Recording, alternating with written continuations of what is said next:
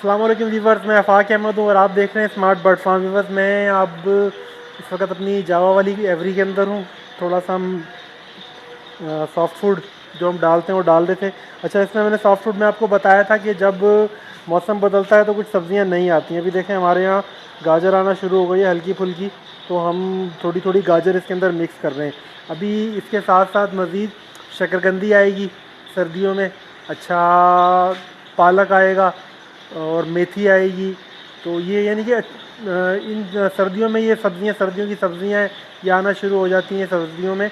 तो आपने ये जो सब्ज़ियाँ हैं ना, ये आहिस्ता आहिस्ता अपनी चेंज कर लेनी है। बाकी कद्दू और घिया जो हम पहले से इस्तेमाल कर रहे हैं, तो ये तो सारा साल मिलता रहता है। तो उसके साथ साथ आपने ये चीज़ भी, आपने ये सब्ज़ियाँ जो इस सीज़न में आ रही हैं, ये सब्ज़ियों को इस्तेमाल करना शुरू कर देना। ठीक है, हमें अभी गाजर मिली थी तो हमने नई सब्ज़ियों में से गाजर इस्तेमाल करना शुरू कर दी है।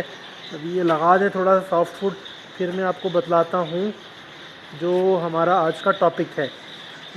और हाँ, कल एक भाई ने कमेंट किया था, वो कह रहे थे कि आप किसी भी परिंदे में अगर अर्निंग करना चाहते हैं तो आप एवरी में नहीं, आप वो करें केज बर्ड में।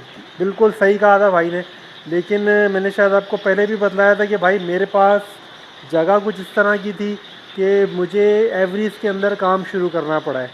ठीक है, और एवरेज के अंदर भी आप अच्छी अर्निंग कर सकते हो, बशर्ते कि आपको बहुत, यूँ समझ लें कि आपको थोड़ा टाइम लगता है एवरी को सीखने के लिए। ठीक है, उसके बाद आप एवरी के अंदर भी अच्छी अर्निंग कर सकते हो।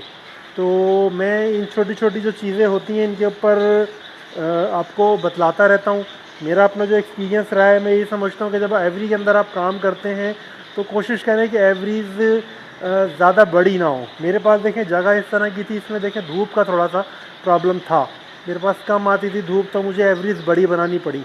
जैसा कि आप ये देख रहे हैं, ये अब ये खिड़की से धूप आ रही है नीचे, और थोड़ी सी जहाँ मैं खड़ा हुआ ये ऊपर डक से यहाँ पर आ रही है धूप। ठीक है ना, तो अगर मैं छोटी बनाता हूँ एवरी, तो फिर सारी एवरेज के अंदर धूप ही नहीं आएगी। तो उसकी वजह से फिर परिंदे, यूँ समझ लें कि उनके अंदर वैसी एनर्जी नहीं होती, परिंदे ब्रीड भी रोक लेते हैं और बच्चे भी फिर मरते हैं। अच्छा, अभी कल एक भाई का कमेंट आया था, वो पूछ रहे थे कि हमारा जो जावा है ये पट्ठा बैठा हुआ है यहाँ पे कोने पे, आज टॉपिक भी यही है, हम इसके बारे में आपको बतलाएंगे। तो जो हम जावा हैं, वो कह रहे थे कि पट्टे इसके फूल के बैठते हैं और मर जाते हैं। तो ये भाई जावा के अंदर थोड़ा सा ये एक प्रॉब्लम है। जावा में असल जो मेहनत है वो यही है कि जावा के एडल्ट मैंने नहीं देखा कि ज़्यादा मरते हों, लेकिन इसके पट्ठों के अंदर ये प्रॉब्लम आती है। ठीक है ना, इसके पट्ठे मरते हैं। तो इनको संभालना ही, इनको सीखना ही असल में, यूँ समझ लें, जावा फार्मिंग का एक, यूँ समझ लें, मास्टर की है। अगर आपको ये आ जाता है कि आप किस तरीके से जावा के पट्ठों को बचा सकते हैं, तो आप बेहतरीन इसमें अर्निंग कर सकते हैं। जावा फिंच के मुकाबले में बहुत अच्छी ब्रीड करता है। ठीक है, तो यूँ समझ लें कि ज़्यादा डिसिप्लिन परिंदा है, फिंच के मुकाबले में जावा ज़्यादा डिसिप्लिन परिंदा है। ठीक है, अच्छा, अभी देखें मेरे पास भी ब्रीड आना शुरू हुई है कुछ। ये यहाँ नीचे देखें बच्चे उतरे हुए हैं 3-4। अब मैं थोड़ा सा आपको इसलिए दिखाना चाह रहा हूँ, इसमें देखें कुछ बच्चों का यूँ समझ लें छोटे निकल आए हैं, इनके पर वगैरह देख रहे हैं आप, सर से इसके पर झड़ रहे हैं। और ये असल में होता ये है कि जब ज़्यादा छोटे बच्चे नीचे उतर आते हैं ना, तो वो दाना मांगते हैं किसी भी, यानी कि जो भी नीचे बड़ा नर या बड़ी मादा उतरती है वो उससे दाना मांगते हैं, और उसके नतीजे में होता ये है कि वो फिर उनको नोचना मारना शुरू कर देते हैं बच्चे। इसमें ये भी एक वजह होती है मोर्टेलिटी की। ठीक है, तो अगर ज़्यादा छोटे बच्चे जैसे इस तरह के उतर आते हैं, तो आप उनको कोशिश करें कि उसको वापस मटकी में रख दें। ठीक है ना, अब जब आप मटकी में रख देते हैं, ज़्यादातर तो वैसे अंदर टिकते नहीं है, लेकिन ये है कि अगर टिक जाते हैं तो ज़्यादा बेहतर है, हफ्ते 10 दिन के अंदर ये और बेहतर होकर उतरते हैं। और मैंने आपको पहले भी बतलाया था भाई कि इसकी एक वजह ये भी होती है इनके बच्चों के नीचे कूदने की, कि इनको दाना टाइम पर नहीं मिल रहा होता है। अगर मटकी में ही उनको अच्छा खाने को मिल रहा होगा तो वो बच्चे बाहर नहीं कूदेंगे। ठीक है, फिर ये होता है कि अगर एक ही मटकी में ज़्यादा बच्चे निकल आएँ, 6-7 बच्चे निकल आएँ, तो उसमें भी खदशा होता है कि वो छोटे ही बच्चे नीचे कूदते हैं, क्योंकि वो उनके पेरेंट्स जो होते हैं वो उनको सबको दाना भरा नहीं पाते टाइम से। तो उसमें ये होता है जो बच्चे भूखे रह जाते हैं वो बाहर निकलते निकलते निकलते मटकी से बाहर कूद जाते हैं। तो ये चीज़ इसमें है जावा में। इसमें ये है कि आपको सॉफ्ट फूड टाइम से डालना है, और जो इसका हार्ड फूड यानी कि जो हमारा दाना वगैरह है, ये आपने इसमें कभी भी ऐसा नहीं हो कि ये दाना ख़त्म हुआ हुआ। जिन दिनों में ब्रीड कर रहा होता है ना परिंदा, उन दिनों में दाना नहीं ख़त्म होना चाहिए। दाना और पानी दोनों चीज़ें, पानी भी ख़त्म हो जाता है, इसकी वजह से भी बच्चे भूखे मर सकते हैं, क्योंकि जो हार्ड फूड है यानी कि बाजरा कंगनी जो हम डालते हैं, उसके बाद साथ में परिंदा पानी पीता है, उस दाने को नरम करता है अपने पोटे में, और वो बच्चों को खिलाता है। ठीक है ना।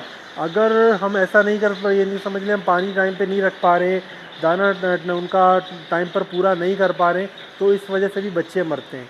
अच्छा, जो वो कह रहे हैं भाई कि बच्चे फूल के बैठते हैं मर जाते हैं, तो इसमें देखो होता ही है कि ये परिंदों के अंदर ना, जो भी परिंदे जब इफ़ेक्ट होता है ना बीमारी से, तो 2-3 दिन तो पता ही नहीं चलता, क्योंकि वो उसमें क़ुव्वत मुदाफ़ियत होती है, वो सेट होता है जब तक, तो वो खा पी भी रहा होता है।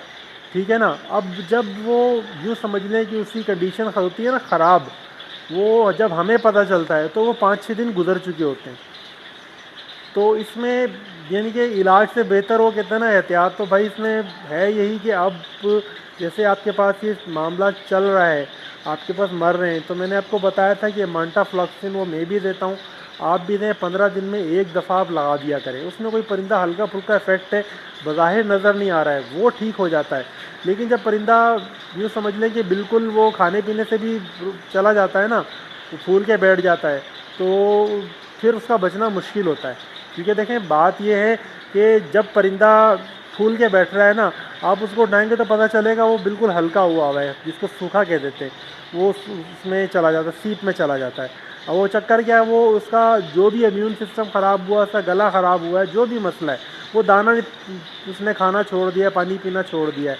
अब वो यूँ समझ लें कि आप जो भी उसको दवाई देते हैं, एंटीबायोटिक को देते हैं, तो वो उसको मज़ीद ताकतवर दवाई उसको मज़ीद यूँ समझ लें कमज़ोर करती है। फिर अगर उसमें जान है, वो दाना वाना खा रहा है, उस टाइम पे आप दवाई देंगे ना, तो वो दवाई भी असर करेगी। ठीक है।